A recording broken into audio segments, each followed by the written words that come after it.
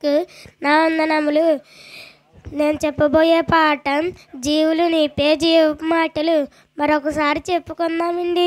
జీవులు నేర్పే జీవపు మాటలు.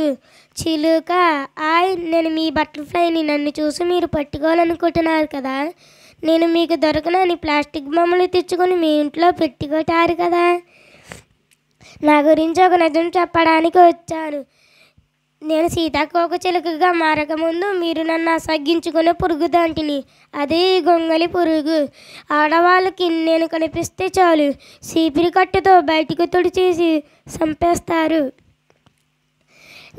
కానీ నేను ఆవరకాల గుండా పడకుండా జాగ్రత్తగా ఉంటూ సుమారు 3 వారాలు గూడు కట్టుకుని నిద్రలోకి వెళ్ళిపోయి జాగ్రత్తగా రంగురంగుల సీతాకోకచిలుకగా బయటికి వస్తాను.